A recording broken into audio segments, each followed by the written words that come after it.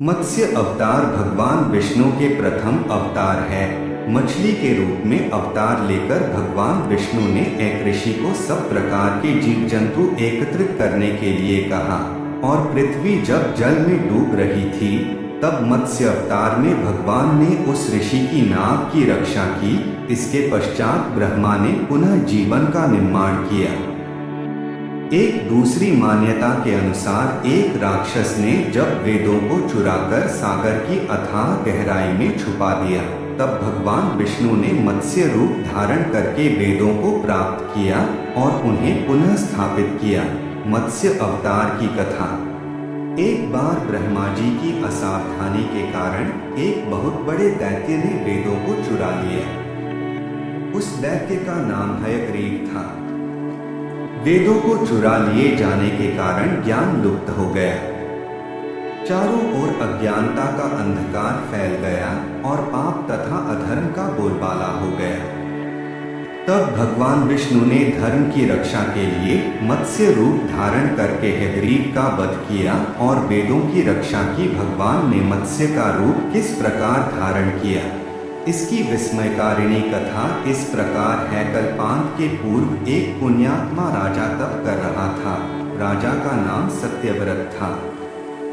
सत्यव्रत पुण्यात्मा तो था ही, बड़े उदार हृदय का भी था। प्रभात का समय था, सूर्योदय हो चुका था। सत्यव्रत कृतमाला नदी में स्नान कर रहा था।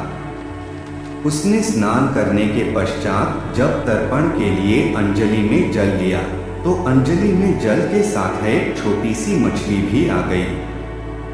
सत्यव्रत ने मछली को नदी के जल में छोड़ दिया। मछली बोली, राजन, जल के बड़े बड़े जीव छोटे छोटे जीवों को मारकर खा जाते हैं।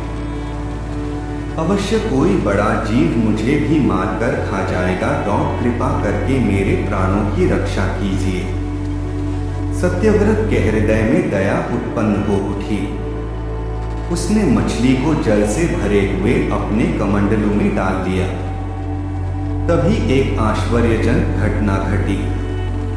एक रात में मछली का शरीर इतना बढ़ गया कि कमंडलू उसके रहने के लिए छोटा पड़ने लगा।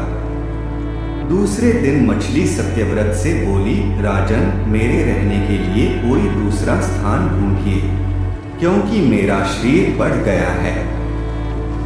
मुझे घूमने फिरने में बड़ा कष्ट होता है। सत्यव्रत ने मछली को कमंडलू से निकालकर पानी से भरे हुए मटके में रख दिया। यहाँ भी मछली का शरीर रात भर में ही मटके में इतना बढ़ गया कि मटका भी उसके रहने के लिए छोटा पड़ गया। दूसरे दिन मछली पुनः सत्यव्रत से बोली, राजन, मेरे रहने के लिए कहीं और प्रबंध कीजिए, क्योंकि मटका भी मेरे रहने के लिए छोटा पड़ रहा है। तब सत्यव्रत ने मछली को निकालकर एक सरोवर में डाल किया, किंतु सरोवर भी मछली के लिए छोटा पड़ गया। इसके बाद सत्यव्रत ने मछली को नदी में और फिर उसके बाद समुद्र में डाल दिया। आश्चर्य, समुद्र में भी मछली का शरीर इतना अधिक बढ़ गया कि ये मछली के रहने के लिए वह छोटा पड़ गया। आह, मछली पुनः सत्यव्रत से बोली, राजन, यह समुद्र भी मेरे रहने के लिए उपयुक्त नहीं है। मेरे रहने की व्यवस्था कहीं और कीजिए।